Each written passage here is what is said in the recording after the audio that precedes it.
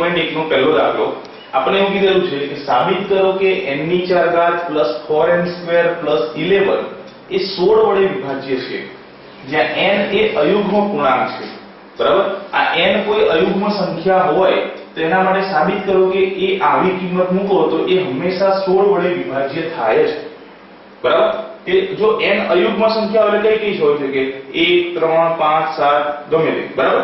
આવી સંખ્યાઓ માટે આપણે એવું આગળ સમજી ગયા કે ભાઈ અયુગ્મ સંખ્યા હોય તો જો એ 2 વડે એના ભાગાકાર કરીએ તો એને 2k + 1 અથવા 2k - 1 એવા સ્વરૂપમાં લખી શકાય બરાબર। એ જ રીતે જો એને 4 વડે ભાગાકાર કરીએ તો 4 વડે ભાગાકાર કરતા જો શેષ શૂન્ય વધે તો એ સંખ્યા યુગ્મ હોય। એના સિવાયની જે સંખ્યાઓ છે તો એ સંખ્યાઓ 2k + 1 અથવા તો 2k + 3 સ્વરૂપની હોય 4k + 1 અથવા તો 4k + 3 સ્વરૂપની હોય। મતલબ કે આપણે એવું કહી શકીએ કે ભાઈ અયુગ્મ સંખ્યાઓ કોઈ પણ અયુગ્મ સંખ્યાઓ અથવા તો 4k + 1 સ્વરૂપની થાય અથવા તો 4k - 1 સ્વરૂપની થાય બરાબર।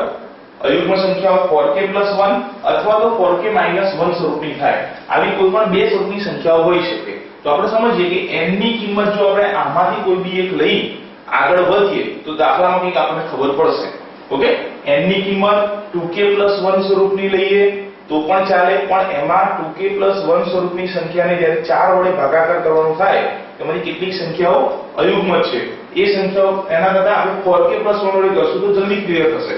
તો સમજીએ આગળ કે જો આપણે ધારો કે n બરાબર 4k + 1 લેતા અહીંયા આપણે હિન્ટ તરીકે આપેલું છે કે a + b ની 4 ઘાત હોય તો આ સૂત્રની મદદથી એનું સાદુરૂપ આપી શકાય બરાબર।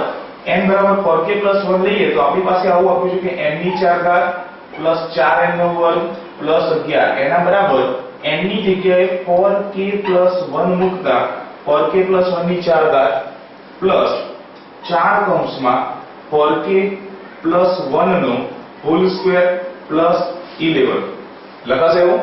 આનું સાદુરૂપ આપીએ તો જુઓ 4k + 1 એટલે a + b ની 4 ઘાત થી સાદુરૂપ આપી શકાય। a ની જગ્યાએ 4k b ની જગ્યાએ 1 b ની જગ્યાએ 1 છે મતલબ આ બધા 1 ગુણાઈ જશે ઓકે।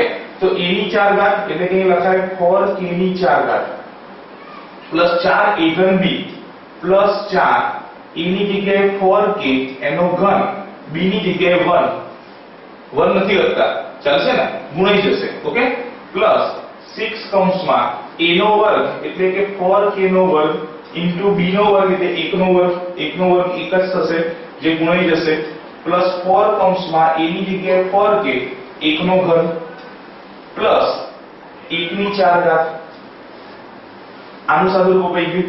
હવે આ આગળનું લખીએ પ્લસ 4 કૌંસમાં 4k એટલે કે 4 નો વર્ગ 16k નો વર્ગ પ્લસ 4 * 4 4 * 8k પ્લસ 1 નો વર્ગ એટલે 1 અને એના પ્લસ 11 બરાબર છે।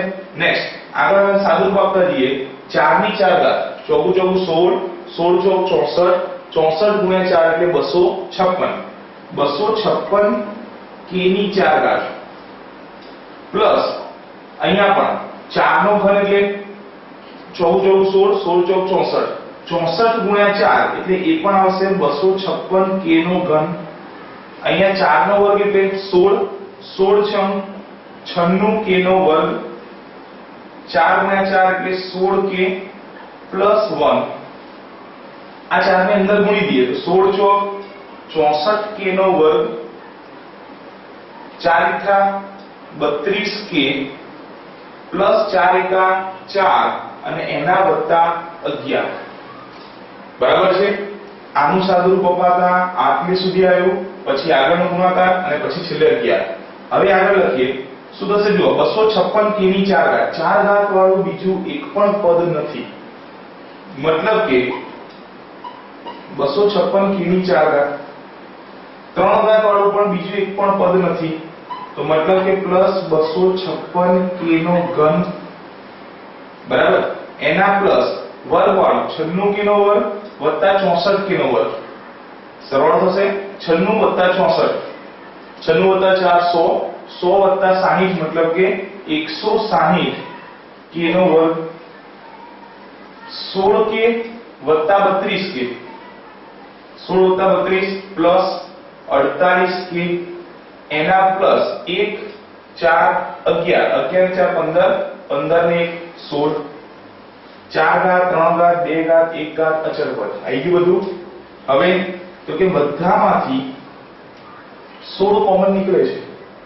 નીકળે છે 16 વડે બધામાંથી કોમન લઈ લઈએ તો 16 ગુણ્યા 16 256 થાય એટલે કે 16k ની 4 ઘાત પ્લસ 16k નો ઘન પ્લસ આને 16 વડે ભાગે તો 16 ઘાત 160 मतलब કે 10k નો વર્ગ 16 તરી 48 मतलब કે 3k અને 16 એકા 16 એટલે કે 1.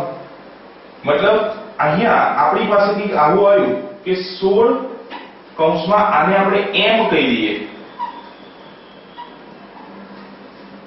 એનો મતલબ કે આ સંખ્યા બરાબર 16m આવી એટલે કે એ સંખ્યામાં 16 ને આપણે ભાજક તરીકે લઈએ અને m ભાગફળ ગણો તો શેષ 0 વધી मतलब કે એ સંખ્યા 16 વડે ભાગી શકાય છે.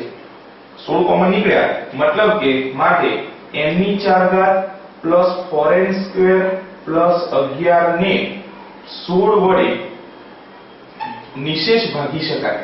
બરાબર એનો મતલબ કે 16 વડે વિભાજ્ય છે એવું કહી શકાય.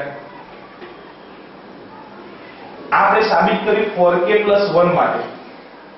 સેમ રીતે 4k 1 માટે પણ આવું તમારે સાબિત કરવું પડે. તો અહીંયા 4k 1 લેવાના, અહીંયા 4k 1 લેવાના અને એ તમારી રીતે તમે જાતે ટ્રાય કરો. બરાબર 4k 1 લઈ એમાંથી પણ 16 કોમન નીકળવા જોઈએ એ તમે પ્રયત્ન કરી પૂરું કરો અને એના આધારે કહી શકાય કે જો n અયુગ્મ પૂર્ણાંક હોય તો n ની 4 ઘાત પ્લસ 4n નો વર્ગ પ્લસ 11 એ 16 વડે વિભાજ્ય સંખ્યા છે. બરાબર છે? વ્યવસ્થિત સમજી લો અને પછી લખી લો.